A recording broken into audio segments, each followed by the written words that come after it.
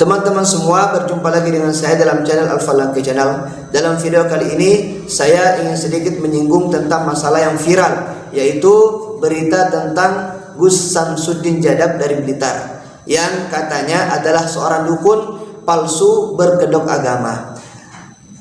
Beberapa hari yang lalu sang pesulap merah yaitu Marcel Radival mendatangi padepokan Nurzat Sejati yang diasuh oleh Gus Samsudin Jadab ini. Pesulap merah datang ke sana dengan tujuan ingin membuktikan bahwasanya praktek-praktek yang selama ini dipraktekkan atau dijalankan atau ditayangkan dalam video Gus Samsudin Jadab itu adalah praktek perdukunan yang palsu atau pengobatan palsu ala Gus Samsudin Jadab ini. Dalam pertemuan itu Marcel Radival dihadang oleh pengacara dari Gus Samsudin Jadab, kemudian diikuti oleh kepala desanya dan warga. Akhirnya Marcel Radival itu tidak jadi pembuktian karena Marcel Radival ini sudah merasa teraniaya, sudah merasa terpojokkan. Akhirnya Marcel Radival dan timnya itu memutuskan untuk pulang. Akhirnya tidak jadi pembuktian di tempat itu. Kemudian setelah kita amati, ternyata memang betul video-video pengobatan Gus Samsudin Jadab ini tidak masuk akal. Dalam artian dia menyebarkan kebohongan di mana-mana. Contohnya apa? Contohnya paku bisa keluar dari dalam tubuh. Ini kan tidak masuk akal. Kenapa ada paku bisa keluar dari dalam tubuh tanpa melukai kulit sedikit pun? Ini kan tidak masuk akal. Begitu juga mengeluarkan benda-benda aneh dari dalam kelapa yang tertutup rapat, kemudian tiba-tiba dibuka, airnya jadi keruh, kemudian dalamnya ada benda-benda aneh. Ini kan tidak masuk akal. Jadi sudah jelas, dan Marcel Radival juga sudah membongkar semua kedoknya, dan terbukti bahwasanya Gus Samsudin Jadab ini adalah dukun palsu yang berkedok agama. Kemudian saya amati juga beberapa video-video dari Gus Samsudin Jadab ini. Dia ini sering datang ke rumah-rumah pasien, meruqyah rumah pasien. Kemudian dia menerka-nerka, dia menebak-nebak. Oh, di sini nih ada jin ini. Oh, di ruangan ini ada jin. Di ruangan ini ada genderuwo. Di ruangan ini ada kuntilanak putih, ada pocong. Sering saya melihat video-video Gus Samsudin Jadab itu ketika meruqyah pasien atau meruqyah rumah pasiennya. Artinya dia sering menerka-nerka, sering menebak-nebak. Tapi teman-teman, saya tidak akan membahas lebih dalam tentang Gus Samsudin Jadab ini. Yang saya ingin singgung sebenarnya di sini adalah ada persamaan antara Gus Samsudin Jadab cara pengobatannya dengan Salafi Wahabi. Kenapa saya mengatakan ada persamaan? Yang pertama, Gus Samsudin Jadab ini kemana-mana sering menyebarkan kebohongan. Begitu juga dengan ustadz-ustadz Salafi Wahabi, kemana-mana dalam setiap ceramahnya, dalam setiap penyampaiannya itu akan ada pembohongan yang disampaikan. Kemana-mana menyebarkan tipuan-tipuan berkedok ilmu agama. Dan banyak sekali teman-teman. Begitu juga dia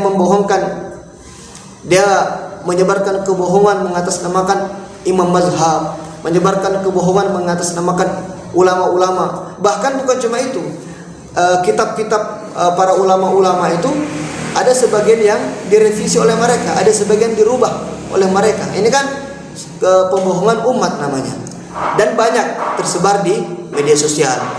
Kemudian yang kedua, persamaan antara Gus Samsudin Jadab dengan Salafi Wahabi, yaitu Gus Samsudin Jadab ini sering menebak-nebak, sering menerka-nerka, sering berprasangka. Oh, di sini ada jin ini. Oh, di sini di ruangan ini ada genderuwo ini, ada kuntilanak, ada pocong dan lain sebagainya. Begitu juga Salafi Wahabi. Dia ini sama-sama seperti dukun.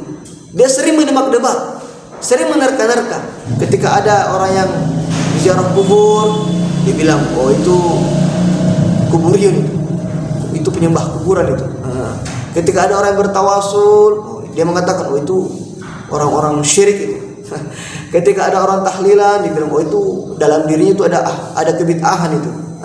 Jadi sama antara dukun dengan Salafi Wahabi ini sama. Pertama, dia sering menyebarkan kebohongan kemana-mana. Yang kedua, sering menebak-nebak, sering menerka-nerka. Padahal dia sendiri juga tidak tahu, ya kan? Dia cuma hanya mendengar dari ustadz-ustadznya saja.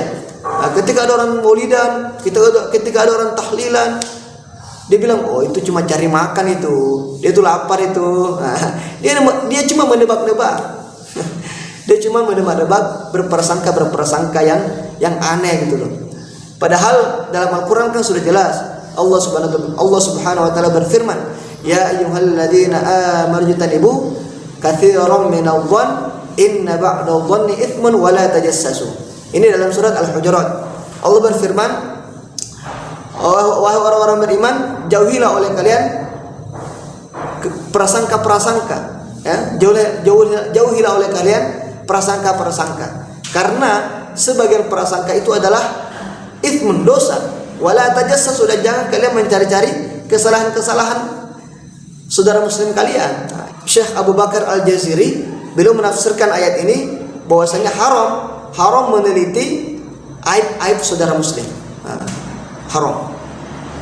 Kalau saya membuat video untuk mengkritik ustaz-ustaz Salafi Wahabi itu bukan saya mencari-cari kesalahan mereka, tidak. Mereka sendiri mempublikasikan kesalahannya di media sosial, akhirnya tersebar kemana-mana, sampai semua orang tahu. Akhirnya orang-orang yang tahu tentang ilmu itu pasti akan membantah. Jadi tidak bisa disamakan, teman-teman.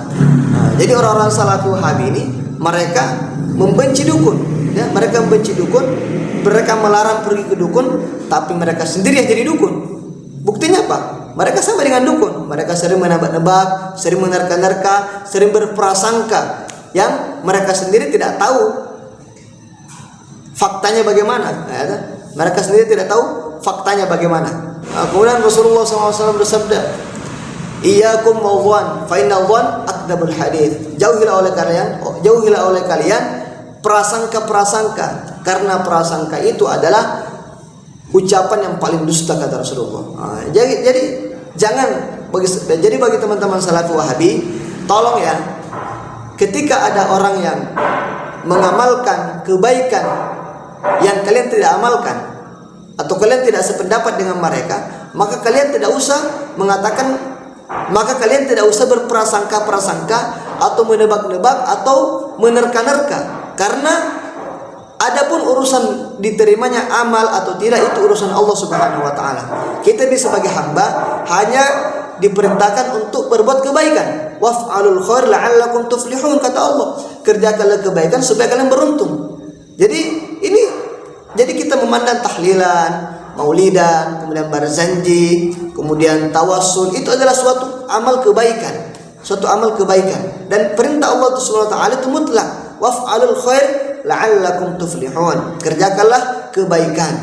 Dan diperkuat oleh hadisnya Rasulullah SAW, man sanna sunnatan hasanatan falahu ajruha wa ajru man amila biha bi ghairi ayyanqusu min ujurihim syai'a, atau kama qala Rasulullah SAW.